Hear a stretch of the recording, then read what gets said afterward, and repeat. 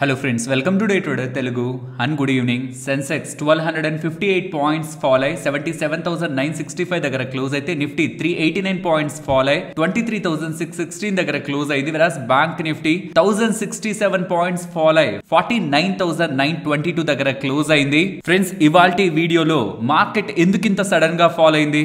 Mostly చూస్తున్న వాళ్ళలో చాలా మంది దీనికి మాకు రీజన్ ఆల్రెడీ తెలుసు, వైరస్ కారణంగానే మార్కెట్ ఫాల్ అయింది. ఈవెన్ ఫ్రైడే వీడియోలో కూడా ఈ హెచ్ఎంపీవీ వైరస్ గురించి మాట్లాడుకున్నాం కాబట్టి ఇవాళ మార్కెట్ ఫాలో అవుతున్నసరికి most of the financial platforms లో కూడా ఈ హెచ్ఎంపీవీ వైరస్ కేసులు ఇండియాలో స్టార్ట్ అయిపోయాయి. దీని కారణంగా ఇంకా ఇండియాలో సంక్షోభం లాస్ట్ వైరస్ టైంలో ఎలా ఉందో అలా వచ్చేస్తుందని ఒక భయాందోళనతో ఇవాళ మార్కెట్ ఫాల్ అయిందని మీరు అనుకుంటూ ఉంటే దెన్ మన ఇండియాలో ఒక్కటే వైరస్ వస్తుందా? యూరోపియన్ మార్కెట్స్ ఎందుకు పాజిటివ్ గా ఉన్నాయి? ఏషియన్ మార్కెట్స్ ఎందుకు అంత పడలేదు? అండ్ యుఎస్ మార్కెట్స్ ఎందుకు స్టేబుల్ గా ఉన్నాయి? అసలు విషయం ఈ వైరస్ రిలేటెడ్ గా మీరు ఇంపార్టెంట్ డేటా పాయింట్స్ ని తెలుసుకున్నారంటే మార్కెట్ ఫాల్ కి వైరస్ కి ఇవాల్టి ఉంటున్న సంబంధం గురించి మీకు క్లారిటీ వస్తుంది. కేవలం ఈ వైరస్ రిలేటెడ్ గా ఉన్న టాపిక్ ని డెడికేటెడ్ గా మార్కెట్ అనాలిసిస్ లో ఎక్స్ప్లెయిన్ చేస్తాను. బట్ పర్సనలీ వైరస్ కంటే కూడా చాలా ఇంపార్టెంట్ థింగ్స్, ఇది ఇంపార్టెంట్ అవ్వచ్చు, మార్కెట్ లో ఒక భయం క్రియేట్ చేయడానికి ఇది ఒక ఫ్యాక్టర్ అవ్వచ్చు, బట్ దీనికంటే ఇంపార్టెంట్ థింగ్స్ మార్కెట్ లో ఉన్న వాటి గురించి మీరు తెలుసుకోవాలి. అప్పుడే కమింగ్ టైమ్స్ లో ఈ వైరస్ అంతా ఏం లేదు, అంతా ఎండ్ అయింది అన్న తర్వాత కూడా మార్కెట్ ఇంకా పడుతుందా పెరుగుతుందా అన్న ఒక క్లారిటీ మీకు వస్తుంది. సో ఇవాళ మార్కెట్ ఎందుకు రియల్ గా ఫాల్ అయింది, మీకు ఫైనాన్షియల్ ప్లాట్ఫామ్స్ లో చెప్తున్నది కాదు,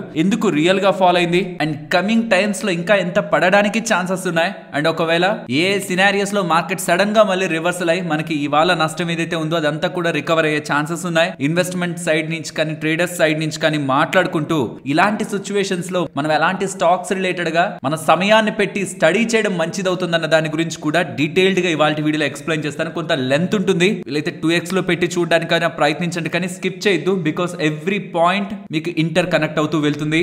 కమింగ్ టు ఇవాళ మార్కెట్ ఒక price action point of view లో మీరు చూస్తే right from January 1st market లో ఒక స్ట్రాంగ్ మూవ్ జనవరి 2nd వరకు మనకు కనిపించిందా? ఈ రీసెంట్ ఉంటున్న కన్సల్టేషన్ అంతా బ్రేక్ చేసుకుంటూ మార్కెట్ అప్ సైడ్ కి వెళ్ళి నేను ఇక రికవర్ అయిపోతున్నాను, not only from Nifty, small cap లో కానీ మిడ్ క్యాప్ లో కానీ సెన్సెక్స్ నిఫ్టీ ప్రతి ఒక్క ఆస్పెక్ట్ లో కూడా రీసెంట్ గా ఉన్న కన్సల్టేషన్ ప్రైస్ యాక్షన్ పరంగా అయితే స్ట్రాంగ్ గా బ్రేక్అవుట్ అయింది. మరి ఇక్కడ కనిపించిన ఈ పాజిటివిటీ సడన్ గా ఎందుకు మార్కెట్ లో నెగిటివ్ గా మారిపోయింది? వెల్, దీనికి ఫైనాన్షియల్ ప్లాట్ఫామ్స్ ఏం చెప్తున్నాయి? ఇవాళ సెన్సెక్స్ నిఫ్టీ క్రాష్ అయింది 5 రీజన్స్ మార్కెట్ పడ్డానికని. వాళ్ళు ఏం చెప్తున్నారో చూద్దాం. గ్లోబల్ గా వీక్ క్యూస్ ఉండడం కారణంగా, అంటే గ్లోబల్ మార్కెట్స్ వీక్ గా ఉండడం కారణంగా పడుతున్నాయి అంటున్నారు. సెక్టోరల్ సెల్ ఆఫ్ అని చెప్తున్నారు, అంటే ఒక్కొక్క సెక్టార్ లో సెల్ ఆఫ్ రావడం కారణంగా అంటున్నారు. వీక్ Q3 బిజినెస్ అప్డేట్స్ కారణంగా, ఇప్పుడు Q3 బిజినెస్ డేటాలు స్టార్ట్ అయ్యాయి అనమాట. బ్యాంక్స్ ఆల్మోస్ట్ ఒక 10 దగ్గరగా, NBFCs ఒక 5 to 6 దగ్గరగా బిజినెస్ డేటాలు ఇచ్చేసాయి. రీసెంట్ గా డిమార్ట్ వాళ్ళు మంచిగా ఇచ్చారు, స్టాక్ పెరిగింది. బట్ బ్యాంక్స్ గురించి నెక్స్ట్ మార్కెట్ అనాలిసిస్ లో మాట్లాడుకుందాం. బట్ ఓవరాల్ డేటా అంత మంచిగానూ లేదు, అలానే అంత వర్స్ట్ గానూ లేదు. అదేం మార్కెట్ ఫాల్ కి వాళ్ళ రీజనే కాదు, బట్ వీళ్ళైతే ఇప్పుడు మార్కెట్ పడింది కాబట్టి వీక్ Q3 బిజినెస్ డేటా అని చెప్తున్నారు. And FIS selling rising dollar కారణంగా మార్కెట్ పడింది అంటున్నారు. అండ్ లాస్ట్ లో చూడండి, వీళ్ళు పెట్టిన మొత్తం అన్నిట్లో కూడా లాస్ట్ లో వైరస్ అనమాట, లాస్ట్ లో పెట్టారు వైరస్ అని. ఎందుకంటే అదే ఫస్ట్ లో ఉంటే యుఎస్ మార్కెట్స్ కి తాకంది, యూరోపియన్ మార్కెట్స్ కి తాకంది, rest of the major Asian markets ని తాకంది, మన ఇండియన్ మార్కెట్స్ కే వైరస్ వస్తుందా? కాబట్టి మనకి మార్కెట్ లో కనిపించిన ప్రతి దాన్ని మనం అదే రీజన్ అనుకొని అందుకే ఫాలో అయిపోయిందని అనుకుంటే రేపు పొద్దున వైరస్ ఏం లేదు, అదేం పెద్ద ఇష్యూయే కాదనేలా ఒకవేళ గవర్నమెంటే చెప్పింది అనుకోండి, అప్పుడు కూడా మార్కెట్ పెరగకపోతే మనం మార్కెట్ ని నెగిటివ్ గా చూస్తాం. రియల్ రీజన్ ఏంటో మీకు అర్థమైంది అనుకోండి, ఆ రీజన్ ని మీరు ట్రాక్ చేస్తూ వస్తే మీకు క్లారిటీ వస్తుంది. అండ్ ఈవెన్ ఇజ్రాయెల్ రిలేటెడ్ గా హౌతీస్ అటాక్ అనేలా కూడా గ్లోబల్ గా మీకు ఫైనాన్షియల్ ప్లాట్ఫామ్స్ లో డేటా కనిపిస్తుంది. బట్ ఇది కూడా రీజన్ కాదు మన మార్కెట్ ఫాల్ కి. ఏంటి ఆ రియల్ రీజన్? ఇది మనం ఫ్రైడే మాట్లాడుకున్న వీడియో. ఫ్రైడే మాట్లాడుకుంటున్నప్పుడు US 10-year బాండ్ ఈల్డ్ ఎంతలో ఉంది? 4.55 లో. ఇప్పుడు 10-year బాండ్ ఈల్డ్ ఎంతలో ఉంది? 4.62 లో. ఒక్కొక్కటి కనెక్ట్ చేసేదానికి ప్రయత్నిద్దాం. బాండ్ ఈల్డ్ ఎక్కువగా ఉంది, అంటే రిస్క్ లేకుండా 4.62, ఇంకా యాక్చువల్లీ ఇంకా ఎక్కువ ఉండేది. లాస్ట్ లో మనకు ఇప్పుడు కొంత టైం బ్యాక్ నుంచి కొంత డిప్ అయింది. సో 4.64 4.65% దగ్గరగా ఎటువంటి రిస్క్ లేకుండా రిటర్న్ ఇస్తాననేలా యుఎస్ మార్కెట్స్ చెప్తూ, అంటే రిస్కే తీసుకోకండి, మా దగ్గర మీరు డబ్బులు పెడితే బాండ్స్ లో పెడితే వితౌట్ జీరో రిస్క్ మీకు 4.6% రిటర్న్ ఇస్తామని చెప్తూ అక్కడ యుఎస్ మార్కెట్స్ స్టేబుల్ గా ఉంటూ ఇన్ఫాక్ట్ మనకంటే బాగా పెరుగుతూ, ఈ రెండింటిని పక్కన ఉంచండి. దీంతో పాటు డాలర్ ఇండెక్స్ చూడండి 108.64, అంటే ఒక కంట్రీలో యుఎస్ లో బాండ్ డీల్స్ రిస్కే లేకుండా డబ్బులు ఎర్న్ చేసుకుని 4.6% దగ్గరగా రిటర్న్ తెచ్చుకునే బాండ్ డీల్స్ ఎక్కువగా ఉన్నాయి. వాళ్ళ కరెన్సీ డాలర్ కూడా స్ట్రెంథెన్ అవుతూ ఉంది. దానికి తోడు వాళ్ళ యుఎస్ మార్కెట్స్ కూడా బెటర్ గా పర్ఫార్మ్ చేస్తున్నాయి ఎమర్జింగ్ మార్కెట్స్ కంటే. యాక్చువల్ గా డెవలప్డ్ మార్కెట్స్ కంటే ఎమర్జింగ్ మార్కెట్స్ బాగా పెరగాలి, బట్ డెవలప్డ్ మార్కెట్స్ ఎక్కువ పెరుగుతున్నాయి. దీని కారణంగా భారీగా FIS మన ఇండియన్ ఈక్విటీ మార్కెట్స్ నుంచి డబ్బులు తీసుకువెళ్లిపోవాలనే ప్రయత్నం రీసెంట్ డేస్ లో కాన్స్టెంట్ గా చేస్తున్నారు.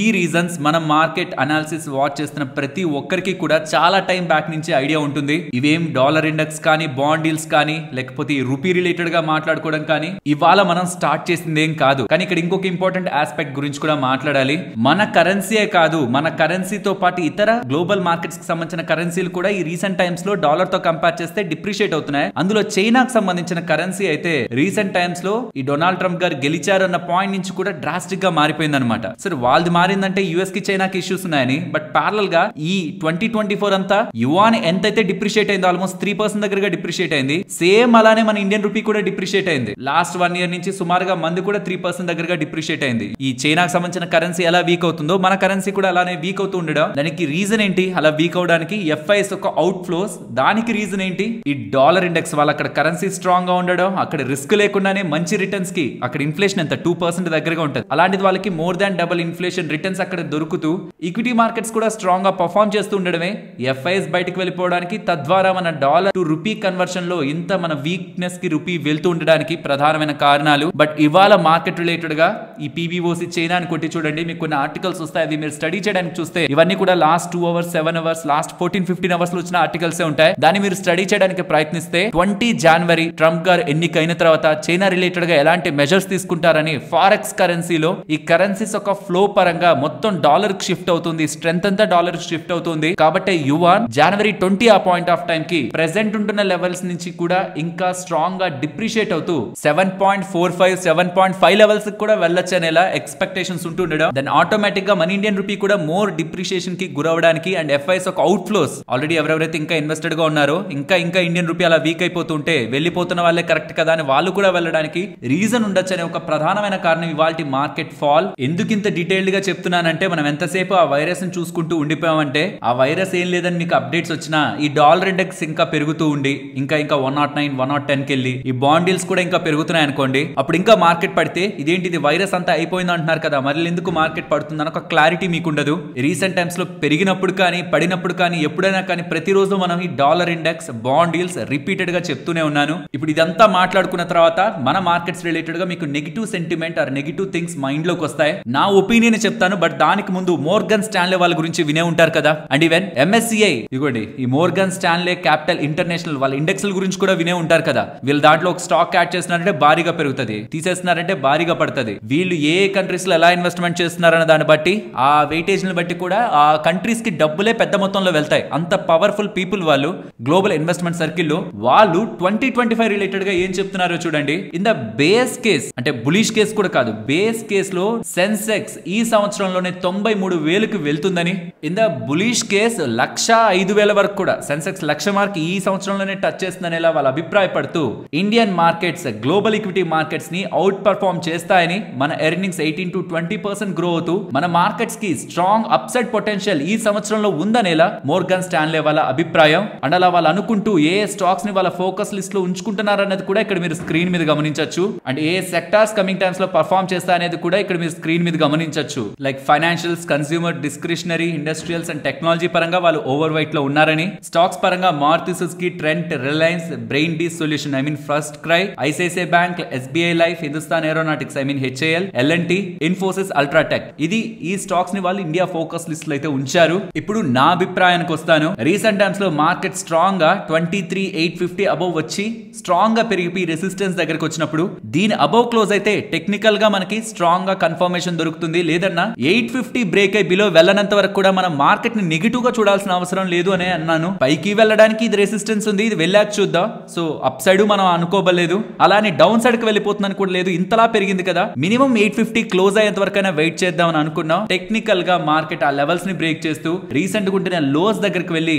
ఎటువంటి రికవరీ సైన్ చూపించకుండా ఎండ్ ఆఫ్ ద డే లో డే లోస్ లో క్లోజ్ అవుతుండడం టెక్నికల్ గా అయితే మార్కెట్స్ స్ట్రాంగ్ గా ఉన్నాయనేలా ఇండికేషన్ అయితే చేయట్లేదు కదా. రీజన్ ఏదో పక్కన పెట్టండి, అల్టిమేట్ గా రీజన్ ఏదైనా కొనేవాడు అమ్మేవాడు ఇద్దరు అగ్రి అయితేనే end of the day close అవుతుంది ప్రైస్. ఇవాళ కొనేవాళ్ళు పక్కన ఉన్నారు, అమ్మేవాళ్ళు ఎక్కువయ్యారు. అది మీరు కూడా యాక్సెప్ట్ చేస్తారు కదా. ఇక్కడ ఉన్న ఈ రెడ్ అంతా చూసి ఇండియా బిక్స్ పెరగడం చూసి ఇదంతా మనం కూడా యాక్సెప్ట్ చేస్తాం. కాబట్టి మార్కెట్ లాంగ్ టర్మ్ లో పెరుగుతుందేమో, బట్ ఇవాళ జరిగిన యాక్టివిటీతో కొద్ది రోజుల మార్కెట్ లో పెయిన్ చూసే అవకాశం ఎక్కువ ఉందన్న విషయాన్ని అయితే మనం యాక్సెప్ట్ చేయాలి. గుర్తుంచుకోండి, దానికి కారణం ఈ వైరస్ అంటే నేను వైరస్ గురించి నెక్స్ట్ డెడికేటెడ్ గా మాట్లాడతాను, మీకు అర్థమవుతుంది అప్పుడు రియాలిటీ ఏంటనేది. ఇక్కడ అది కాదు, ఈ జనవరి 20 అతను ఎన్నికైన తర్వాత, ట్రంప్ గారు ఎన్నికైన తర్వాత గ్లోబల్ ట్రేడ్స్ ఎలా మారుతాయి, మొత్తం సమీకరణాలు ఎలా మారుతాయి, దాని కారణంగా కరెన్సీస్ పైన, ఇన్ఫ్లోస్ అండ్ ఎగ్జిట్స్ పైన, ఫండ్ ఫ్లోస్ పైన కూడా ఇంపాక్ట్ పడుతుందని ముందుగానే భయాలతోనే మొత్తం డాలర్ లోకి పంప్ చేసుకుంటున్నారు మనీ, ఇతర కరెన్సీస్ ని పక్కన పెట్టేస్తూ. కాబట్టి మిగిలిన కరెన్సీస్ అన్ని డిప్రిషియేట్ అవుతున్నాయి, డాలర్ స్ట్రెంథన్ అవుతుంది, బాండ్ డీల్స్ పెరుగుతున్నాయి. అండ్ అక్కడ యూఎస్ మార్కెట్స్ ఏమో బాగుంటుండడం, మోస్ట్ ఆఫ్ ద ఫండ్స్ అన్ని కూడా ఎమర్జింగ్ మార్కెట్స్ నుంచి బయటకు వెళ్లే ప్రయత్నం, మేబీ ట్రంప్ గారి ప్రెసిడెంట్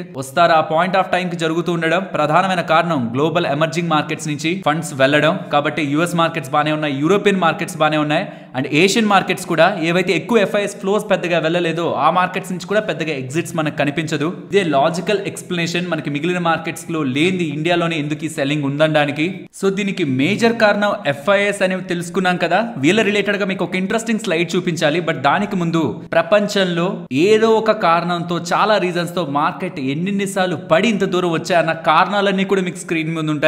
సో ఇన్ని కారణాలు ఉంటాయి మార్కెట్ పడ్డానికి, కానీ అల్టిమేట్ గా పడ్డ తర్వాత చాలా టైమ్స్ మార్కెట్ పెరిగింది. ఇది మీకు నేను కొత్తగా చెప్పేదేం లేదు, మీరు ఆల్రెడీ చాలా సార్లు వినే ఉంటారు. బట్ మీరు చూడాల్సిన డేటా వాల్యుయేషన్స్ పరంగా లాస్ట్ 4-5 సంవత్సరాల నుంచి బిఎస్సి సెన్సెక్స్ ఎక్కడుంది, బిఎస్సి సెన్సెక్స్ ఒక ఈపీఎస్ ఎంత, price to earning valuations PE ఎలా ఉంది, ప్రైస్ టు బుక్ ఎలా ఉంది, ఆర్ఓఈ ఎలా ఉంది, ఇదంతా మీరు కంపేర్ చేశారనుకోండి, లాస్ట్ 5 years లో ప్రెసెంట్ ఉంటున్న వాల్యుయేషన్స్ అట్రాక్టివ్ గా మీకు కనిపిస్తాయి. సో ఇక్కడ నేను చెప్పాలనుకుంటుంది మార్కెట్ ఎక్స్పెన్సివ్ గా ఏం లేదు, మార్కెట్ పెరుగుండొచ్చు 24, 25 రీసెంట్ టైమ్స్ లో మీరు ఆ నెంబర్స్ అన్ని చూసుండొచ్చు, కానీ దాని అర్థం ఎక్స్పెన్సివ్ ఉందని కాదు. ఈపీఎస్ అంటే అందులో ఉంటున్న కంపెనీస్ అన్ని ప్రాఫిట్స్ గా సంపాదించి పర్ షేర్ డివైడ్ చేస్తూ వచ్చే ఈపీఎస్ కూడా లాస్ట్ 5 years లో ఆల్మోస్ట్ డబుల్ అయింది. వాటి సంపాదన పెరిగింది కాబట్టే బిఎస్సి పెరిగిందన్న విషయం గుర్తుంచుకోవాలి. అలా అని వాల్యుయేషన్స్ ఎక్స్పెన్సివ్ అయిపోయాయంటే కాదు. ఇక్కడ చూడండి ప్రైస్ టు ఎర్నింగ్ 23.5 దగ్గర ఉంది, గతంలో కూడా అదే కదా, ఇంకా చాలా ఎక్కువగా ఉంది. 2021, 2020, 2019 లో 27, 28, 29 పిఈ కూడా మార్కెట్ వెళ్ళిందన్న విషయం గుర్తుంచుకోవాలి. సో ప్రెసెంట్ మార్కెట్స్ అట్రాక్టివ్ గానే ఉన్నాయి అండ్ కన్సిస్టెంట్ గా లాంగ్ టర్మ్ లో మనకి మంచి రిటర్న్స్ ని డెలివర్ చేసిన మన ఇండియన్ ఈక్విటీ మార్కెట్స్ పరంగా ఈ డేటాని మీరు అబ్జర్వ్ చేశారంటే ఏ క్రైసిస్ పాయింట్ లో ఎఫ్ఐఎస్ ఎంతెంత మార్కెట్ నుంచి బయటికి తీసుకువెళ్ళిపోయారు, in terms of billion dollars ఎంతెంత బయటికి తీసుకువెళ్ళిపోయారు, ఆ పాయింట్ లో ఉన్న మన మార్కెట్ క్యాపిటల్, ఎందుకంటే ఒక 1000 ఉన్నింది అనుకోండి నిఫ్టీ, ఆ పాయింట్ లో ఒక 2 బిలియన్ 3 బిలియన్ డాలర్స్ తీసుకువెళ్ళిపోవడం చాలా పెద్ద విషయం అవుతుంది. కానీ మన మార్కెట్ మెచ్యూర్ అయి ఎవాల్వ్ అయి చాలా పెద్ద మార్కెట్ అయింది కాబట్టి ఓవరాల్ మన మార్కెట్ ఒక సైజ్ ఎంత ప్రెసెంట్, అందులో ఎఫ్ఐఎస్ తీసుకువెళ్ళిపోతున్న అవుట్ ఫ్లోస్ పర్సంటేజ్ వైజ్ గా చూస్తే తక్కువే. బట్ ఇక్కడ అండర్లైన్ చేసుకోవాల్సింది ఎఫ్ఐఎస్ ఒక ప్రెసెంట్ ఓనర్షిప్ ఇండియాలో సిగ్నిఫికెంట్ గా తగ్గింది. దాని కారణంగా ఎఫ్ఐఎస్ సెల్ చేస్తూ ఉండడం కారణంగా బిఎస్సి 500 స్టాక్ ఇండెక్స్ ని వీళ్ళు ఎగ్జాంపుల్ గా తీసుకుంటే 11% దగ్గరగా, ఇన్ఫాక్ట్ 11 కూడా కాదు 12 to 13% దగ్గరగా ఇది డ్రాప్ అయిందనమాట. సో ఇప్పుడు దీన్ని మీరు బేస్ కేస్ లో చూసి పైనున్న ఈ జనవరి 2008, 2009 అది తీసేసేయండి, అది ఫైనాన్షియల్ క్రైసిస్, అండ్ రీసెంట్ గా ఉంటున్న వైరస్ రిలేటెడ్ ఉంటున్న ఫాల్ ని ఇది కూడా తీసేసేయండి. ఈ రెండింటిని మీరు తీసేశారనుకోండి, పైన 66% ని కింద 37% ని తీసేస్తే ఇక్కడ ఒక 13% దగ్గరగా ఫాలో అయింది అనుకోండి. ఈ 11 కాదు, ఇది డిసెంబర్ ఎండింగ్ కి, ఇప్పుడు రీసెంట్ గా కూడా ఫాలో అయింది కాబట్టి ఒక 13% దగ్గరగా వేసుకున్నారంటే యావరేజ్ గా 10 to 13% దగ్గరికి వచ్చిన ప్రతిసారి మార్కెట్ ఇంకా అక్కడి నుంచి పెద్దగా పడలేదు, అక్కడ ఆగింది. ఆగి నెక్స్ట్ 12 months లో ఎంత పెరిగిందో చూడండి. ఈ కేసులను తీసేసేయండి, ఈ 66 దగ్గరను ఈ 37 దగ్గర పెరిగిన 100% తీసేస్తే యావరేజ్ గా ఒక 10% మినిమం పెరిగిందా, దాని తర్వాత కూడా 30, 40, 25% అలా మంచి రిటర్న్స్ నెక్స్ట్ ఇయర్ కి డెలివర్ చేసింది. ఇక నేను చెప్పాలనుకుంటున్న లాజిక్ మీకు అర్థమైంది అనుకుంటున్నాను. నెంబర్ 1, మార్కెట్ వాల్యుయేషన్స్ ఎక్స్పెన్సివ్ గా లేవు, పోనీ అట్రాక్టివా చీపా పక్కన పెట్టేసేయండి, ఎక్స్పెన్సివ్ లేవు. సెకండ్ థింగ్, ఇంకెంత వరకు మార్కెట్ పడచ్చు అనే ఒక క్వశ్చన్ కి టెక్నికల్ గా మాట్లాడుకుందాం. బట్ ఫండమెంటల్ గా గతంలో ఉన్న ఎక్స్పీరియన్స్ అన్నింటినీ మనం చూసుకుంటే బిఎస్సి 500 ఇండెక్స్ ఈ 2-3 సినారియోస్ లో ఏదైతే క్రైసిస్, క్రాష్లు, ఈ వైరస్ కారణంగా వచ్చాయో వాటిని పక్కకు తీసేస్తే 13 అండ్ మాక్సిమం 16% పడింది అంతే. అంటే ఇక్కడ నుంచి మేజర్ పెయిన్ మనం ఇంకా ఎక్కువ నెలలు చూసే అవకాశం ఉందా, ఆర్ ఇక పడుతున్నది ఒక దగ్గర ఆగి అక్కడి నుంచి ఒక మంచి రిటర్న్స్ ని మనం చూసే అవకాశం ఉందా అంటే హిస్టారికల్ గా డేటా మీ ముందు పెడుతున్నాను, నేనేమి ఇక్కడ కంక్లూజన్స్ తీసుకోవట్లేదు, హిస్టారికల్ గా మీ ముందు పెడుతున్నాను. ఇలా పడిన ఆగిన తర్వాత ఎంతెంత మార్కెట్ పెరిగిందో ఇక్కడ కూడా మీకు స్క్రీన్ పైన ఉంటుంది. కాబట్టి ఎవరెవరైతే ఇవాళ పోర్ట్ఫోలియోస్ లో నష్టాల్ని చూసారో అది రియల్ నష్టం కాదు, మీరు బుక్ చేయనంత వరకు అది మీకు లాస్ కాదు. మార్కెట్స్ పడతాయి, గుర్తుంచుకోండి, పడతాయి, బాగా పడతాయి, దానికంటే ఎక్కువగా పెరుగుతాయి. 66% పడింది మార్కెట్, 120% పెరిగింది మార్కెట్, 37% పడింది మార్కెట్, 98% పెరిగింది మార్కెట్. ప్రతి ఫాల్ తర్వాత దానికి మించిన రిటర్న్స్ ని మార్కెట్ డెలివర్ చేసింది. ఇది ఎప్పుడెప్పుడు జరిగింది? ఇదంతా కూడా ఎఫ్ఐఎస్ మన మార్కెట్స్ నుంచి వెళ్ళిపోయినప్పుడే. మేజర్ గా మన మార్కెట్స్ లో ఇన్వెస్ట్ చేస్తారు, వాళ్ళు వెళ్ళిపోతుంటే మార్కెట్స్ పడతాయి. బట్ పడిన నెక్స్ట్ 12 months లో మార్కెట్స్ లో ఏం జరిగింది అనేది పిక్చర్ కూడా మీకు స్క్రీన్ పైన ఉంటుంది. ఇక్కడ నేను మిమ్మల్ని ఒక క్వశ్చన్ అడగాలనుకుంటున్నాను. మళ్ళీ మీరు పెట్టిన ఇన్వెస్ట్మెంట్స్ ఏవేవైతే ఉన్నాయో వాటి ఒరిజినల్ ప్రైజెస్ కి వచ్చేస్తే మీరు మార్కెట్ లోంచి వెళ్ళిపోతారా? ఇవాళ మీకు అదే అనిపించిందా? లేదంటే మీకు మార్కెట్ ఒక అట్రాక్టివ్ గా, అరే ఇక్కడ మంచిగా పెట్టడానికి చాలా కంపెనీస్, మంచిగా గ్రో అయ్యే కంపెనీస్ అన్ని నాకు చాలా తక్కువగా కనిపిస్తున్నాయి, డబ్బులు లేదు కాకపోతే అని ఒక రిగ్రెట్ అనిపించిందా? రెండవది తప్పేం లేదు, ఎందుకంటే ఎవరి దగ్గర అన్లిమిటెడ్ మనీ ఉండదు, ఎప్పుడు పడినా పెట్టుకుంటూ వెళ్ళడానికి డబ్బులు మార్కెట్ లో. బట్ మొదటిది అనిపించుంటే మాత్రం సైకాలజీని ఒకసారి అడ్జస్ట్ చేయండి. అండ్ మీకు ఏవేవైతే స్టాక్స్ పోర్ట్ఫోలియోలో ఉన్నాయో నిజంగా అది ఒక 50% పడిపోయినా మీరు ఎందుకు హోల్డ్ చేస్తున్నారో లాజిక్ మీకు ఉందా లేదా? ఎక్కడో వినిది పెట్టేశారా? మీకు అర్థం చేసుకునే పెట్టారా? అర్థం చేసుకోకపోతే ఇప్పుడైనా అర్థం చేసుకోవడానికి ప్రయత్నించండి. కాబట్టి నేను మొత్తం మార్కెట్ అనాలిసిస్ గమనించమని చెప్పాను. స్టార్టింగ్ మాట్లాడుతున్నప్పుడు బాండ్ డీల్స్ అని, ఎఫ్ఐఎస్ వెళ్ళిపోతున్నారని, రూపీ వీక్ అవుతుందని నెగిటివ్ ఉంటుంది. బట్ లాజికల్ గా ఇవన్నీ టెంపరీ మార్కెట్ లో జరిగే థింగ్సే. So short term prepare for the fall. And ఒకవేళ మార్కెట్ పడుతుంటే ఎక్కడ పడితే అక్కడ 200-300 పాయింట్స్ కి కొండం కాదు. ఈ క్రాష్ అనే వీడియోలో ఏ లెవెల్స్ కి నిఫ్టీ వస్తుంటే, ఆ నిఫ్టీ వచ్చిందంటేనే సెన్సెక్స్, మిడ్ క్యాప్ ఇవి కూడా ఫాలో అయింటాయి. కాబట్టి ఆ లెవెల్స్ ని క్లియర్ గా మనం మాట్లాడుకున్నాం. ఇది కూడా పాయింట్ కాదు, 23,600 కూడా పాయింట్ కాదు, 23,300 to 23,500 అది మేజర్ సపోర్ట్. గతంలో అక్కడికి వచ్చిన ప్రతిసారి మార్కెట్ పెరిగింది. కాబట్టి అక్కడ మనం రిస్క్ చేసి ఏ కంపెనీస్ మన కమింగ్ క్వార్టర్స్ లో మంచి నెంబర్స్ ని పోస్ట్ చేస్తాయో, కమింగ్ క్వార్టర్స్ లో బాగా గ్రోత్ ఉంటుందో వాటి గురించి కూడా నేను నెక్స్ట్ మన మార్కెట్ అనాలిసిస్ లో మాట్లాడతాను. ఆ స్టాక్స్ గురించి కూడా వాటిని మొదటి ఇక్కడ యాడ్ చేసుకుంటాం. కానీ మనకు తెలియదు కదా నెక్స్ట్ గ్లోబల్ గా ఏమేం జరుగుతాయి, ఇంకా బాండ్ డీల్స్, డాలర్ ఇండెక్స్ ఎలా రియాక్ట్ అవుతాయని. అది కూడా మార్కెట్ రెస్పెక్ట్ చేయకుండా కిందకి వస్తుంటే మాత్రం 22,500 to 22,700 నాకు తెలిసి మార్కెట్ నెక్స్ట్ అక్కడ వరకు కూడా వెళ్ళొచ్చు అనేది నా ఒపీనియన్. కాబట్టి అక్కడికి వెళ్తుంటే కూడా పెట్టడానికి కొంత డబ్బుల్ని మనం పక్కన పెట్టుంచుకుంటే ఇంకా మంచి అవకాశంలో కూడా మనం మార్కెట్ లో డబ్బులు పెట్టచ్చు. గుర్తుంచుకోండి, ఇప్పుడు ఉంటున్న వాల్యుయేషన్స్ లోనే మార్కెట్ గతంలో 5 సంవత్సరాల నుంచి ఉంటున్న వాల్యుయేషన్స్ కి దగ్గరగానే ఉంది, ఎక్స్పెన్సివ్ గా లేదు. మరి 22,500, 22,700 దగ్గరకు వెళ్ళిందంటే ఇంకా మంచి లెవెల్స్ ని మనకి ఇస్తున్నట్టు. అక్కడి నుంచి ఎంత పెరగడానికి ఛాన్స్ ఉంది నెక్స్ట్ 1 year లో అన్న డేటా కూడా గతంలో ఉంటున్న హిస్టారికల్ డేటాను బట్టి మనం చూసాం. కాబట్టి ఇది మనకి అవకాశమా, భయపడి మార్కెట్ లోంచి బయటకు వెళ్ళిపోవడమా? రెండు మన చేతుల్లోనే ఉంటాయి. మళ్ళీ అడుగుతున్నాను, స్టాక్స్ అన్ని మీకు మళ్ళీ ఆ ప్రైజెస్ కి వచ్చి లేకపోతే ఒక 5% లాభానికి వస్తే కంప్లీట్ గా సెల్ చేసి నేను ఎగ్జిట్ అయిపోతాను, స్టాక్స్ పోర్ట్ఫోలియో స్టాక్స్ అంతా ఎగ్జిట్ అయిపోతాను అనుకుంటున్న వాళ్ళు ఒక్కసారి కామెంట్ సెక్షన్ లో పెట్టండి. ఒకవేళ మన వాళ్ళ సైకాలజీ అలా ఎక్కువగా ఉందనుకోండి, దీని గురించి నేను డీటెయిల్డ్ గా నెక్స్ట్ కమింగ్ టైమ్స్ లో దాని గురించి ఒక వీడియో చేస్తాను. ఇంకా మోర్ డేటా పాయింట్స్ ని మార్కెట్ రిలేటెడ్ గా మీకు ఇంకా అవగాహన కలిగించడానికి ఇంకా ప్రయత్నిస్తాను. కాబట్టి మీకుంటున్న మైండ్ సెట్ ని ఒకసారి నాకు చెప్పడానికి ప్రయత్నించండి. ఇక క్విక్ గా మార్కెట్స్ గురించి మాట్లాడుకుందాం. అంటే ఉంటున్న ఇంపార్టెంట్ పాయింట్స్ అన్ని కూడా. న్యూయార్క్ స్టాక్ ఎక్స్చేంజ్ NYSE అనేది January 9th అంటే ఎల్లుండి మనకి క్లోజ్ లో ఉంటుంది. ఫార్మర్ ప్రెసిడెంట్ జిమీ కార్టర్ గారు స్వర్గస్థులు అయిన కారణంగా సంతాపదినంగా ఆ రోజైతే క్లోజ్ చేస్తున్నారు. వెనస్డే మనకి ADP ఎంప్లాయ్మెంట్ డేటా ఉంటుంది, యుఎస్ కి సంబంధించింది. ఇవన్నీ ADP ఎంప్లాయ్మెంట్ డేటా ఉంటుంది, అది లిటిల్ ఇంపార్టెంట్. థర్స్డే మనకి FOMC మినిట్స్ మీటింగ్ అప్డేట్స్ వస్తాయి. అండ్ ఫ్రైడే ఇది ఇంపార్టెంట్ అనమాట, మన మార్కెట్స్ క్లోజ్ అయ్యాక నాన్ ఫార్మ్ పేరోల్ డేటా వస్తుంది, యుఎస్ కి సంబంధించిన జాబ్స్ డేటా. ఇది ఇంపార్టెంట్ ఎందుకంటే అది మంత్లీ ఒకసారి వచ్చే డేటా. అండ్ ఆ డేటా కానీ ఒకవేళ వీక్ గా ఉందనుకోండి మార్కెట్స్ కి మంచిది, ప్రెసెంట్ ఉంటున్న కండిషన్ లో. స్ట్రాంగ్ గా ఉందనుకోండి మార్కెట్స్ కి మంచిది కాదు. అండ్ FIS నాకు తెలిసి ఫస్ట్ టైం ఇంత పెద్ద మొత్తంలో ఆల్మోస్ట్ 83% నెట్ షార్ట్ లో ఉండి 2,30,000 కాంట్రాక్ట్స్ దగ్గరగా నెట్ షార్ట్ లో పెట్టుకొని మార్కెట్ వాళ్ళ డైరెక్షన్ లో వచ్చి మంచిగా లాభం ఈసారి వాళ్ళు పొందుతున్నారు. క్లయింట్స్ కంప్లీట్ గా పెద్ద మొత్తంలో బులిష్ గా ఉండి ఇప్పుడు ఉంటున్న కరెంట్ డైరెక్షన్ కి ఆపోజిట్ గా అయితే కనిపిస్తున్నారు. FIS ఒక షార్ట్స్ సిగ్నిఫికెంట్ గా ఉన్నాయి, ఆల్మోస్ట్ 83% దగ్గరగా ఉన్నాయి. అండ్ FIS క్యాష్ మార్కెట్ లో కూడా ఫ్రైడే 4,200 crores దగ్గరగా సెల్ చేశారు. మన రూపీ వీక్ అవుతుండడం, బాండ్ డీల్స్ పెరగడం, out flows Indian equity markets నుంచి వాళ్ళ సైడ్ నుంచి పెద్ద మొత్తంలో ఉండే ఛాన్సులు ఉన్నాయి. ఈ డేటా రాగానే మీకు యాడ్ చేస్తాను, లేదంటే కామెంట్ సెక్షన్ లో అయినా అప్డేట్ చేస్తాను. అండ్ అగైన్ ఫైనల్ గా ఎండ్ చేసే ముందు, అనాలిసిస్ ఎండ్ చేసే ముందు కూడా మార్కెట్ టెంపరీగా కిందకి వెళ్తుందన్న విషయాన్ని అయితే గుర్తుంచుకోండి. స్ట్రెస్, ప్రెషర్, హెల్త్ డ్యామేజ్ అయింది వాళ్ళు అనుకుంటున్న వాళ్ళు కొద్ది డేస్ మార్కెట్ పోర్ట్ఫోలియోని చూడొద్దు. గుర్తుంచుకోండి, ఇది మైండ్ లో నోట్ చేసి ఉంచుకోండి. కొన్నిసార్లు యాక్టివ్ గా ఉండడమే మార్కెట్ లో మనం చేసే పెద్ద తప్పు. పెట్టాం వదిలేయడం. ఒక స్థలం కొంటారు, రోజు వెళ్ళి చెక్ చేయరు కదా, ఈ రోజు పెరిగిందా, ఈ రోజు పడిందా పడిందా అని పడితే అమ్మేస్తారా? బికాస్ మీరు అమ్మగలుగుతున్నారు కాబట్టి రోజు ఒకసారి చూసుకోవడం వల్ల ఏ తేడా రాదు. అండ్ కొన్నిసార్లు మార్కెట్ లో యాక్టివ్ ఉండడమే మనం చేసే పెద్ద తప్పు అవుతుంది. కాబట్టి మీరు కొన్న స్టాక్స్ చూడండి, పక్కన ప్రైస్ చూడొద్దు, ఆ బిజినెస్ చూడండి. అవి కమింగ్ టైమ్స్ లో మీకు ఉందా లేదా కాన్ఫిడెన్స్, పెరుగుతాయా లేదా అనే కాన్ఫిడెన్స్ ఉందా లేదా, లేదు మీకు వీటి రిలేటెడ్ గా డౌట్ ఉంటే ఆ కంపెనీస్ పేర్లు ఏంటో కింద పెట్టండి. కమింగ్ టైమ్స్ లో ఆపర్చునిటీ దొరికినప్పుడల్లా ఎక్కువ మన వాళ్ళు ఎక్కడ ఇన్వెస్ట్ చేస్తారో తెలిస్తే వాటి గురించి నేను ఎక్కువగా మాట్లాడడానికి ప్రయత్నిస్తాను. కాబట్టి ప్రతిసారి మీరు ఉంటున్న కంపెనీస్, పెరిగిన కంపెనీస్ కామెంట్ లో పెట్టండి అని అడిగేది. వాటి గురించి నెక్స్ట్ కమింగ్ టైమ్స్ లో డీటెయిల్డ్ గా మీతో మాట్లాడొచ్చని. And coming to traders, recent గా ఫామ్ అయిన హై, ఎందుకంటే రీసెంట్ గా ఉంటున్న ఈ 815 కూడా మార్కెట్ బ్రేక్ చేసి అప్ సైడ్ కి వెళ్ళి ఫేక్ బ్రేక్అవుట్ ఇచ్చి డౌన్ సైడ్ కి వచ్చేసింది. కాబట్టి ఈ రీసెంట్ హై వెళ్ళి అబోవ్ వెళ్ళి మార్కెట్ క్లోజ్ అవ్వందే మార్కెట్ ని షార్ట్ టర్మ్ లో మనం పాజిటివ్ గా చూడడానికి స్కోప్ అయితే లేదు. బట్ ఇన్వెస్టర్స్ నెగిటివ్ గా చూడకండి. కాబట్టి మీకు ఇమేజ్ చూపించాను. పడిన ప్రతిసారి యావరేజ్ గా ఎంత పడింది, తర్వాత ఎంత పెరిగింది మార్కెట్ అన్న డేటా. ఇది జస్ట్ మీ మైండ్ లో ఉంటే మీకు భయం ఉండదు. వీలైతే ఈ పీడిఎఫ్ కూడా నేను మీకు మన వాట్సాప్ ఛానల్లో ఇస్తాను. చాలా ఇంపార్టెంట్ అండ్ ఇంట్రెస్టింగ్ డేటా ఈ పీడిఎఫ్ లో ఉంటుంది. ఒకవేళ ఎవరైనా సెక్టార్స్ ఏ టైమ్స్ లో ఎలాంటివి పెరిగాయి, ఎలాంటి టైమ్స్ ఎలాంటి సెక్టార్స్ పెరుగుతుంటాయి, ఈ డేటా అంతా కూడా చెక్ చేయాలి, యాక్సెస్ చేయాలనుకున్నా దీనికి కావాల్సిన download link description comment section లో ఇస్తున్నాను. ఫ్రెండ్స్, ఇలా మార్కెట్ లో ఉంటున్న ఎంటైర్ డేటాను అనాలిసిస్ చేస్తూ కంటెంట్ ని మీ ముందుకు తీసుకురావడానికి మేము పెట్టిన ఎఫర్ట్స్ మీకు వాల్యుబుల్ గా అనిపిస్తూ ఉంటే మన వీడియోని తప్పకుండా లైక్ చేయండి. ఫ్రెండ్స్, నెక్స్ట్ టాపిక్ లోకి వెళ్లే ముందు మీరు కానీ మీకు తెలిసిన వాళ్ళు కానీ ఎవరైనా నెల్లూరులో ఉండి మన యూట్యూబ్ షార్ట్స్ లో కనిపించడానికి ఆసక్తి ఉంటే డిస్క్రిప్షన్ కామెంట్ సెక్షన్ లో లింక్ ఇస్తున్నాను, గూగుల్ ఫామ్ లింక్. అందులో మీ డీటెయిల్స్ ని ఇవ్వండి, మన టీమ్ కాంటాక్ట్ చేస్తుంది.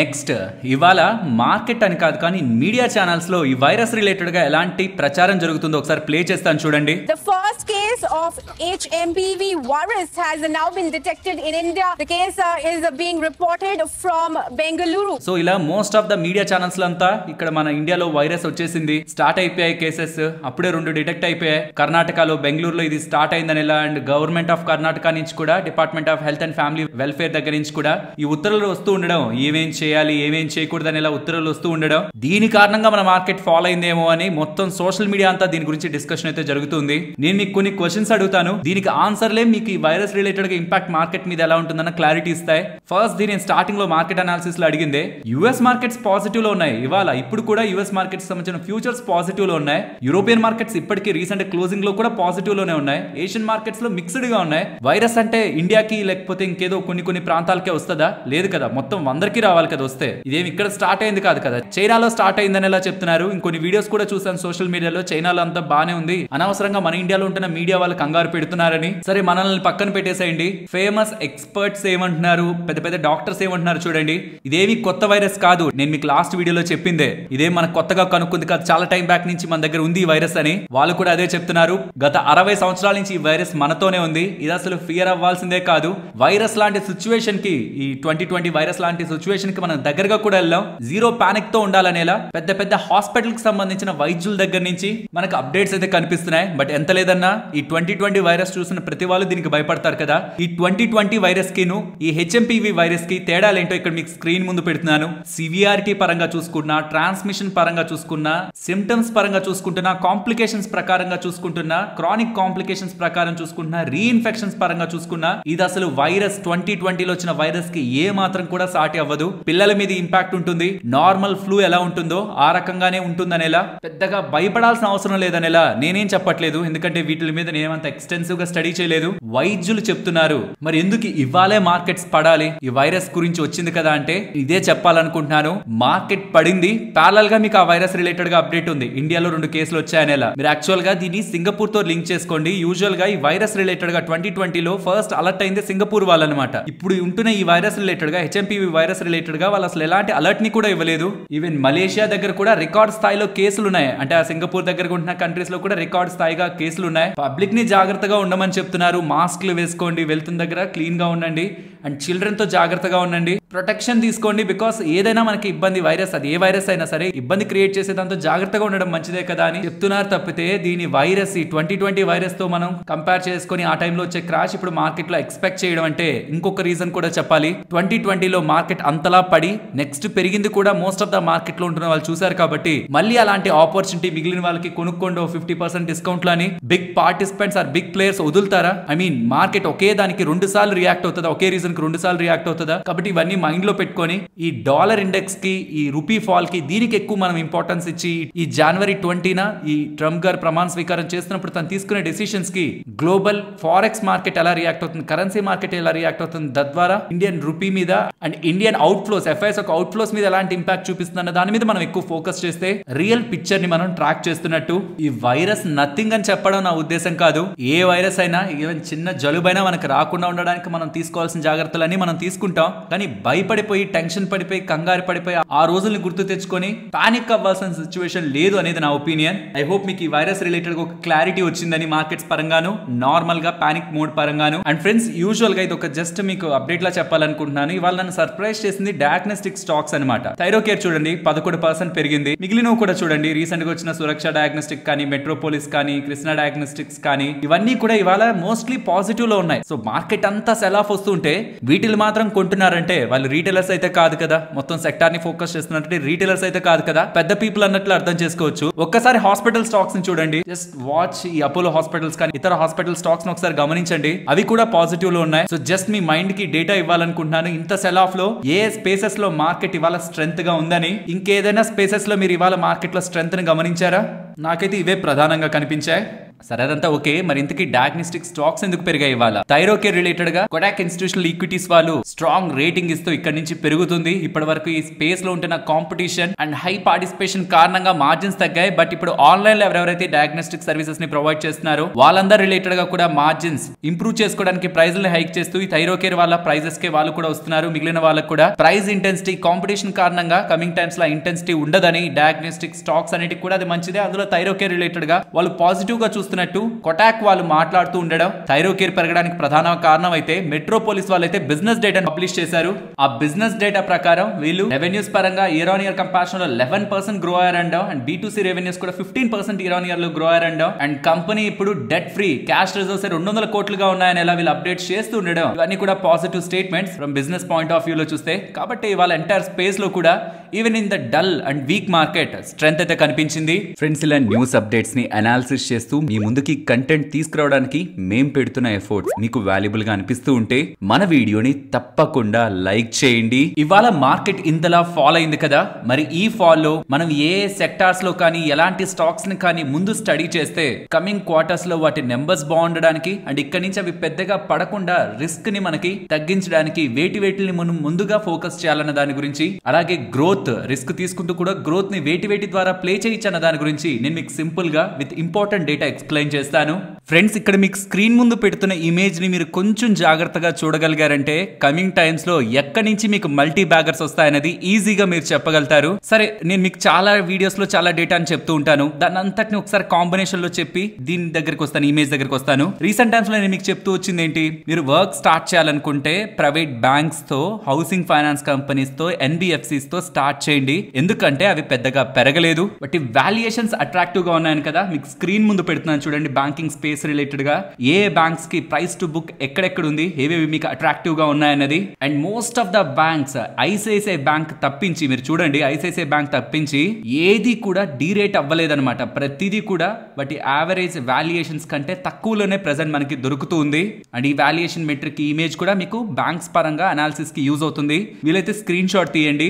ఇక్కడ మీకు మన స్టాక్ మార్కెట్ లో లిస్ట్ అయిన NBFCs కానీ అండ్ హౌసింగ్ ఫైనాన్స్ కంపెనీస్ కానీ వేటికి సంబంధించి కొటాక్ ఇన్స్టిట్యూషనల్ ఈక్విటీస్ వాళ్ళు వేటిని బై చెప్తున్నారు, సెల్ చెప్తున్నారు, యాడ్ చెప్తున్నారు అండ్ నో చేంజ్, NC అంటే నో చేంజ్, వాటి మీద ఏం వ్యూ లేదని, వాటి ఫెయిర్ వాల్యూ ఎంత అని చెప్తున్నారు, కరెంట్ మార్కెట్ ప్రైస్ ఎంతంట, ఇక్కడ నుంచి పెరగడానికి ఎంత ఛాన్స్ ఉంది అప్పుడే కదా తెలుస్తుంది. ఫెయిర్ వాల్యూ ఎంతో తెలిస్తేనే కదా. ఈ ఫెయిర్ వాల్యూ దేని బట్టి క్యాలిక్యులేట్ చేస్తారు, కమింగ్ టైమ్స్ లో వాటి గ్రోత్ ఎలా ఉంటుంది, ప్రెసెంట్ వాటి వాల్యుయేషన్స్ ఎలా ఉన్నాయి, వాటి ROE ఎలా ఉంది అండ్ బిజినెస్ ఆపర్చునిటీస్ ఎలా ఉన్నాయి, వీటిని బట్టి వాళ్ళు అలా క్యాలిక్యులేట్ చేసిన మొత్తం డేటా మీకు స్క్రీన్ మీద ఉంచుతున్నాను. ఎవరైనా హౌసింగ్ ఫైనాన్స్ కంపెనీస్ NBFCs లో ఈ పాయింట్ లో స్టడీ చేయాలనుకుంటే ఈ డేటా మీకు యూజ్ అవుతుంది. కాబట్టి వీలైతే ఇది కూడా ఒక స్క్రీన్ షాట్ తీసి ఉంచండి, లేకపోతే ఇది కూడా మీకు మన వాట్సాప్ ఛానల్లో ఇస్తాను. సో దట్ ఒకవేళ మీకు హై క్వాలిటీ ఇమేజ్ కావాలనుకున్నా మీరు డౌన్లోడ్ చేయొచ్చు.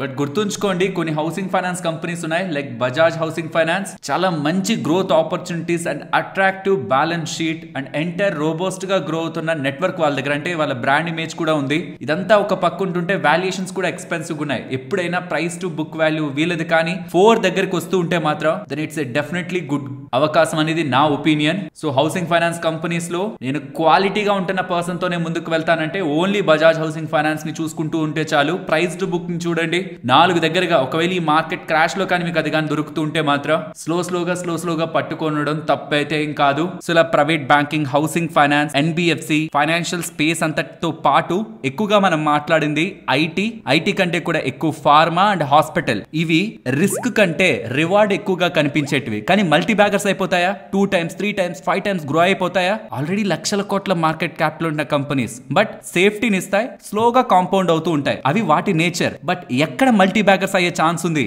ఎక్కడ నేను చిన్న కంపెనీస్ ని స్టడీ చేసి మల్టీ బ్యాగర్స్ రిటర్న్స్ ని సంపాదించుకోవచ్చు అంటే ఎక్కడైతే స్ట్రాంగ్ క్యాపెక్స్ జరుగుతుందో, ఎక్కడైతే స్ట్రాంగ్ ఇన్వాల్వ్మెంట్ మేనేజ్మెంట్ సైడ్ నుంచి, గవర్నమెంట్ సైడ్ నుంచి కనిపిస్తుందో ఆ స్పేస్ లో మనం ఎక్కువ ట్రాక్ చేయాలి. అది చెయ్యాలంటే ఎక్కడెక్కడ క్యాపెక్స్ జరుగుతుంది, నెక్స్ట్ కమింగ్ టైమ్స్ లో ఏ సెక్టార్స్ లో ఫోకస్ ఉంటుంది అనేది మీరు అర్థం చేసుకోవాలి. ఇక్కడ మీరు గమనిస్తే power, industrial capex, road, infra capex, వీటి స్పేసెస్ లో మీకు నెక్స్ట్ కమింగ్ 2 to 3 years ఎక్కువ క్యాపెక్స్ జరగబోతున్నట్టు, ఎక్కువ ఇన్వాల్వ్మెంట్ జరగబోతున్నట్లయితే అర్థమవుతుంది. అండ్ అందులో మీకు ప్రధానంగా పవర్ రిలేటెడ్ గా కనిపిస్తుంది. అదేంటి, already power companies 8x 10x అలా పెరిగిపోయాయి, ఇంకేంటి అక్కడ పెరిగేది అనుకోకండి. పవర్ రిలేటెడ్ గా ఇంకా థీమ్ ఫర్దర్ గా ఎక్స్పాండ్ అవుతున్నట్లే కనిపిస్తుంది. అందులో కూడా నన్ను ఒకటి సెలెక్ట్ చేయమంటే అంటే ఎంటైర్ పవర్ వాల్యూ చైన్ లో మీకు చాలా స్పేసెస్ ఉంటాయి. రెన్యూవబుల్ ఎనర్జీ స్పేస్ అది ఒక different category. But power generation కానీ, డిస్ట్రిబ్యూషన్ కానీ, ట్రాన్స్మిషన్ కానీ, ఈవెన్ దీని రిలేటెడ్ గా విడిభాగాలు సప్లై చేసే వాళ్ళు కానీ, ట్రాన్స్ఫార్మర్ సప్లై చేసే వాళ్ళు కానీ, వైర్స్ రిలేటెడ్ గా కానీ, స్ట్రక్చర్స్ ని మీకు బయట పవర్ ట్రాన్స్మిషన్ రిలేటెడ్ గా స్ట్రక్చర్స్ ని కానీ, ఇలా వేరియస్ కేటగిరీస్ ఉంటాయి కదా. అందులో ఒకే ఒక్క కేటగిరీ వేటి రిలేటెడ్ గా ఖచ్చితంగా బిజినెస్ గ్రోత్ ఉంది, ఛాన్స్ ఉంది అని నేను అనుకుంటూ నేను పర్సనల్ గా ట్రాక్ చేస్తున్న స్పేస్ అయితే అండర్లైన్ చేసుకుంటున్నాను. ఇది నేను చాలా టైం బ్యాక్ నుంచి దీని రిలేటెడ్ గా ఉన్న కంపెనీస్ మీద ఎక్కువ వర్క్ చేస్తున్నాను. Power transmission space. మీరేమో పవర్ ట్రాన్స్మిషన్ స్పేస్ అని ఒక మాట చెప్పేస్తారు. మరి ఆ పవర్ ట్రాన్స్మిషన్ స్పేస్ లో ఎవరి మీద మేము ఎక్కువ ఫోకస్ చేయాలి? చూడండి, పవర్ ట్రాన్స్మిషన్ స్పేస్ లో ఎవరెవరికి ఎంతెంత పర్సెంట్ వాటా ఉంది అంటే పవర్ ట్రాన్స్మిషన్ కోసం ఒక 100 రూపాయలు ఖర్చు పెడితే అందులో 10 రూపాయల దగ్గరగా ట్రాన్స్ఫార్మర్స్ మీదకి వెళ్తుంది, 25 నుంచి 30 రూపాయల దగ్గరగా ట్రాన్స్ఫార్మర్ కాంపోనెంట్స్ కి వెళ్తుంది. అంటే overall transformers and it's components సుమారుగా 40% దగ్గరగా ఈ ట్రాన్స్మిషన్ లో తీసేసుకుంటది అనమాట. అంటే ఆ కంపెనీస్ కి అధికంగా డబ్బులు వెళ్తుంది. ఓన్లీ ట్రాన్స్ఫార్మర్స్ కాదు, ట్రాన్స్ఫార్మర్ కాంపోనెంట్స్ మీద కూడా ఎక్కువ డబ్బులు వెళ్తుంది. సో ఈ కాంపోనెంట్ మ్యానుఫాక్చర్స్ ని కూడా కీగా హైలైట్ చేసుకోవాలి ఇక్కడ. అండ్ టవర్స్ ని మ్యానుఫాక్చర్ చేసే వాళ్ళకి ఇంకొక 20 నుంచి 30% దగ్గరగా అంటే 20 నుంచి 30 రూపాయల దగ్గరగా అవుట్ ఆఫ్ 100 రూపీస్ డబ్బులు వెళ్తుంది. ఇందులో స్కిప్పర్ అనమాట మెయిన్ కంపెనీ. ఏ కంపెనీస్ ఉన్నాయనేది కూడా ఇక్కడ మీకు స్క్రీన్ కింద కనిపిస్తూ ఉంటాయి. ట్రాన్స్ఫార్మర్స్ అండ్ రెక్టిఫైర్స్ కానీ, భారత్ బిజ్లీ కానీ, ఇండోటెక్ కానీ, సిల్చర్ కానీ, స్కిప్పర్ కానీ, ఇలా డిఫరెంట్ కంపెనీస్. బట్ ఎక్కడెక్కడ ఎలాంటి ఆపర్చునిటీ ఉందో చూడండి. టవర్స్ రిలేటెడ్ గా 20 నుంచి 30%, కేబుల్స్ అండ్ వైర్స్ రిలేటెడ్ గా 25 నుంచి 30%, అంటే 125 నుంచి 30 రూపాయలు. కేబుల్ కాంపౌండ్ రిలేటెడ్ గా 15 to 20 రూపీస్. ఇలా ఏ స్పేసెస్ రిలేటెడ్ గా ఎలాంటి ఆపర్చునిటీ ఉంది ట్రాన్స్మిషన్ సెక్టార్ రిలేటెడ్ గా అన్నది ఈ ఇమేజ్ ద్వారా మీరు తెలుసుకోవచ్చు. అండ్ నేను చెప్పి నువ్వు పక్కన పెట్టేసేయండి.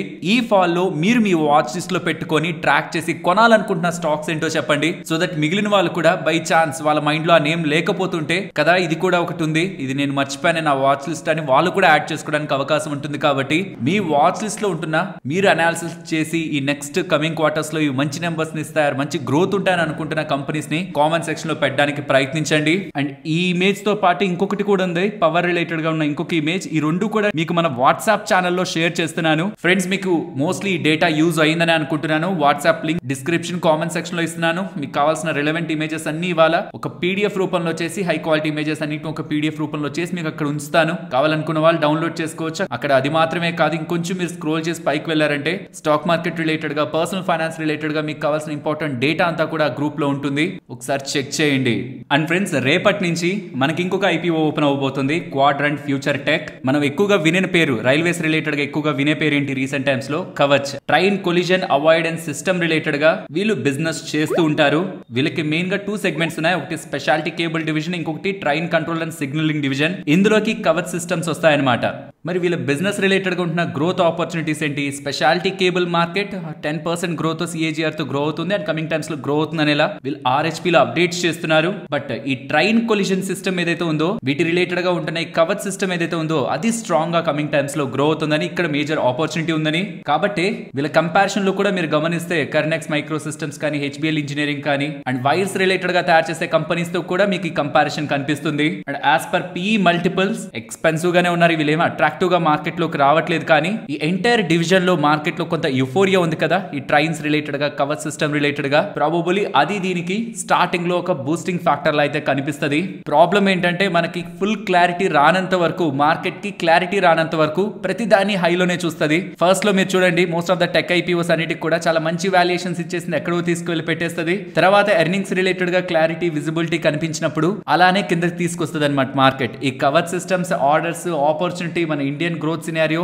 దీనికి ఎలాంటి స్కోప్ అయితే ఉందో, అసలు మార్జిన్స్ ఎంత ఉంటున్నాయి, ఒక ఆర్డర్ రావడం ఓకే, ఓవరాల్ ఆర్డర్ ఎగ్జిక్యూట్ చేసేసరికి మార్జిన్స్ ఎంత ఉంటున్నాయి, అండ్ ఇతర ప్లేయర్స్ ఎప్పుడైతే పోటీ పడుతూ తక్కువ దానికి గెలుచుకుందామని చూస్తారో దాంతో వాళ్ళ మార్జిన్స్ ఇంపాక్ట్ అయ్యి కొన్నిసార్లు ఫ్యూచర్ లో లాస్ ని పోస్ట్ చేసిన కంపెనీస్ కూడా ఉన్నాయి, బాగా ఆర్డర్స్ ని గెలుచుకొని కూడా. కాబట్టి యూఫోరియాలో పడిపోయి ప్రతి వాటి వెనక రైల్వేస్ లో చాలా కంపెనీస్ ఆర్డర్స్ అనుకుంటూ వెళ్ళిపోతున్నాయి. ఇవి కూడా అంతే, కవచ్ సిస్టమ్ ఆర్డర్స్ అంటూ వెళ్తున్నాయి. వాటిని ఎగ్జిక్యూట్ చేశాక మార్జిన్ ఎంత, ప్రాఫిటబిలిటీ ఎంత, అది వాళ్ళ క్యాపిటల్ మీద ఎంత రిటర్న్ జనరేట్ చేసింది, అండ్ ఇంకొకటి టైం స్కేల్ ఎంత, ఒక ఆర్డర్ వచ్చినప్పటి నుంచి ఎగ్జిక్యూట్ చేసిన టైం పీరియడ్ ఎంత, దీనికి వీళ్ళు సంపాదిస్తున్న ప్రాఫిట్, అది కూడా వాళ్ళ క్యాపిటల్ మీద రిటర్న్, వీటిని మనం క్యాలిక్యులేట్ చేసుకుంటున్నప్పుడు ఈ వాల్యుయేషన్ వీటికి ఇవ్వచ్చా లేదా అని తెలుస్తుంది. But present strong gross margins ని మెయింటైన్ చేస్తూ నెంబర్స్ లో కూడా రీసెంట్ టైమ్స్ లో స్టెబిలిటీ కనిపిస్తుంది. కాబట్టి నేనైతే షార్ట్ టర్మ్ కోసం ఈ ఐపీఓలో అయితే ముందుకు వెళ్తున్నాను. లాంగ్ టర్మ్ అయితే నాకు క్లారిటీ లేదు. ఇలాంటి బిజినెస్ ని నెక్స్ట్ 10 years 20 years అలా హోల్డ్ చేసుకుని వదిలేయగలిగే బిజినెస్ అనేది అయితే నా ఒపీనియన్ కాదు. ఇప్పుడు యూఫోరియా ఉంది, ఆఫ్టర్ 10 years ఇంకేదైనా కొత్త టెక్నాలజీతో వచ్చిన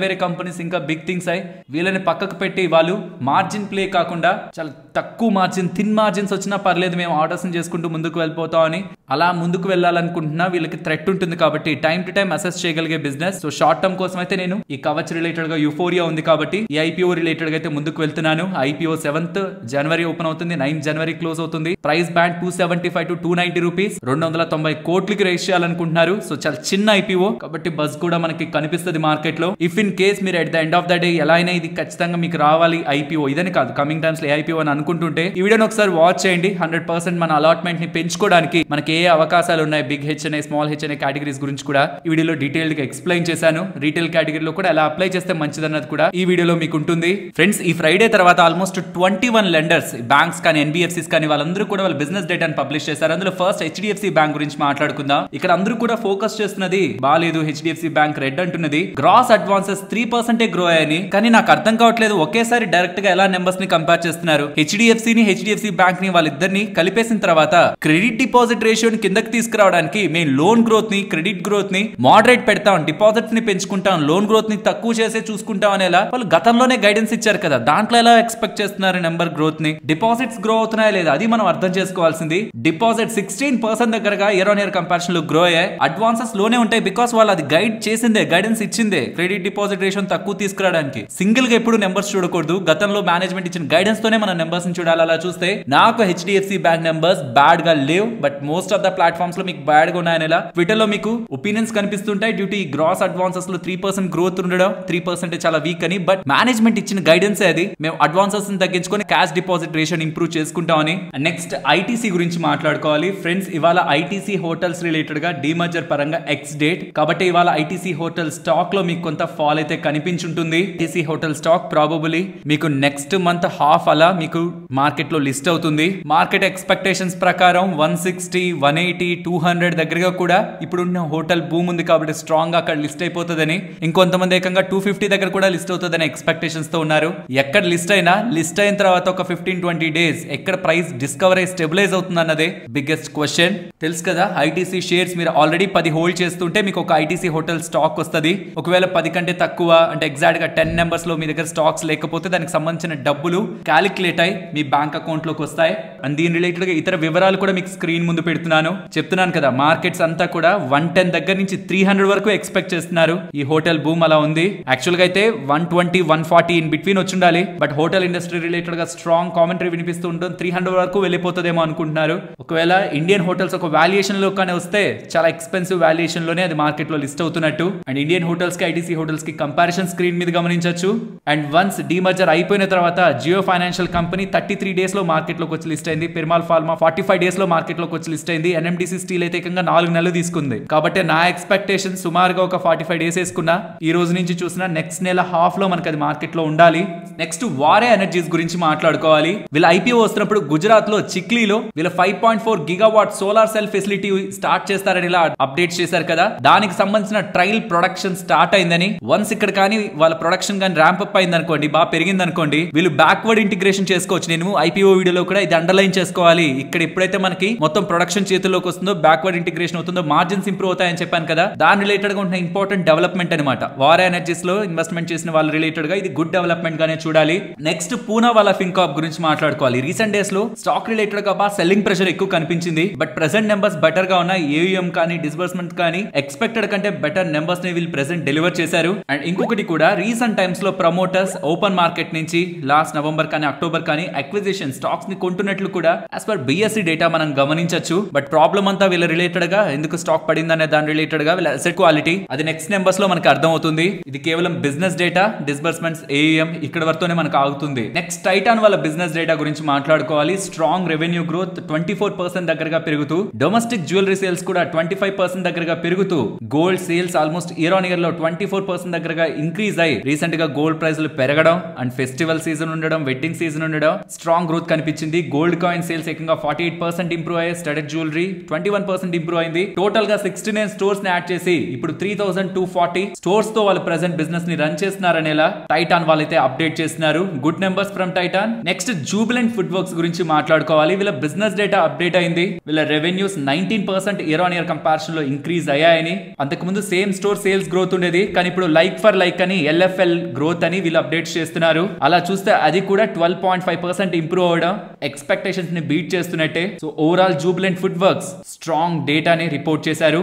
next Ujjivan small finance bank వీళ్ళ అడ్వాన్సెస్ కానీ డిపాజిట్స్ కానీ కాసా కానీ అది ఎక్స్పెక్టెడ్ కంటే బెటర్ గానే ఉన్నాయి. బట్ అసెట్ క్వాలిటీ మాత్రం క్వార్టర్ ఆన్ క్వార్టర్ బేసిస్ లో కూడా వీక్ అవుతున్నట్లయితే అర్థమవుతుంది. ఓవరాల్ ఇలా వీళ్ళ అసెట్ క్వాలిటీ వీక్ అవుతుంది due to micro finance lending book అనేది వీళ్ళకి ఒక పెద్ద తలనొప్పిగా మారిందనే రీజన్స్ తోనే స్టాక్ ప్రైస్ రీసెంట్ టైమ్స్ లో ఆల్మోస్ట్ ఒక 40-50% దగ్గరగా కరెక్ట్ అయింది. కాబట్టి ఈ అసెట్ క్వాలిటీ వీక్ అయిందనడం కూడా ఇవాళ పెద్ద మేజర్ సెల్ ఆఫ్ కూడా ఏం రాలేదు. అండ్ బజాజ్ ఫైనాన్స్ గురించి మాట్లాడుకోవాలి. వీళ్ళ న్యూ లోన్స్ ఇంప్రూవ్ అయ్యాయి. అది వాళ్ళ ఏయుఎం ని స్ట్రాంగ్ గా మూవ్ చేసింది. ఈవెన్ దో ఆ ఏయుఎం నెంబర్ మీకు 7 క్వార్టర్ లో కనిపిస్తున్న ఎక్స్పెక్టేషన్స్ కంటే బెటర్ గా బజాజ్ ఫైనాన్స్ కి సంబంధించిన నెంబర్స్ అయితే కనిపిస్తాయి. వాళ్ళ ఏయుఎం ఆల్మోస్ట్ 26% గ్రో అవుతూ 1,08,000 crore దగ్గరగా వస్తూ, స్టాక్ కూడా 5.6 times ప్రైస్ టు బుక్ వాల్యూలో ట్రేడ్ అవుతుంది. కాబట్టి హిస్టారికల్ వాల్యుయేషన్స్ తో కంపేర్ చేస్తే బెటర్ గా ఉంటున్నట్టు overall numbers from Bajaj Finance కూడా బాగున్నాయి. నెక్స్ట్ సపోర్ట్ అండ్ రెసిస్టెన్స్ గురించి మాట్లాడుకుందాం. ఇక్కడ నుంచి ఫర్దర్ గా మార్కెట్ అప్ సైడ్ కి వెళ్తున్నప్పుడు 23,690 అండ్ అబౌవ్ 23,760 ఇవాళ వస్తున్న ఫస్ట్ స్ట్రాంగ్ రివర్సల్ లో అక్కడే రెసిస్టెన్స్ ఉంది. కాబట్టి ఇమీడియట్ గా మార్కెట్ పైకి వెళ్ళాలనుకుంటున్న ఇంట్రాడే లో చూస్తున్న వాళ్ళు కూడా ఇది మేజర్ హర్డిల్ గా మార్కెట్ కి గమనించాలి. ఫర్దర్ గా ఫాలో అవుతుంటే ఇవాళ లో బ్రేక్ అయి ఫర్దర్ గా డౌన్ అవుతున్నప్పుడు మేజర్ సపోర్ట్ మనకి 23,450 దగ్గర కనిపిస్తుంది. కమింగ్ టు బ్యాంక్ నిఫ్టీ ఇవాళ లోస్ ని బ్రేక్ చేసి ఫర్దర్ గా డౌన్ సైడ్ కి వస్తే 49,500 around and below 49,360 important supports. And ఇక్కడ నుంచి అప్ సైడ్ కి వస్తున్నప్పుడు ఇవాళ రివర్సల్ లో తీసుకున్న రెసిస్టెన్స్ 50,240 ని బ్రేక్ చేస్తే 50,360 అండ్ అబౌవ్ 50,620 మేజర్ రెసిస్టెన్స్ గా కనిపిస్తుంది. మరొక ఇంట్రెస్టింగ్ వీడియోతో మళ్ళీ మీ ముందుకు వస్తాను. అంతవరకు టేక్ కేర్. జై హింద్.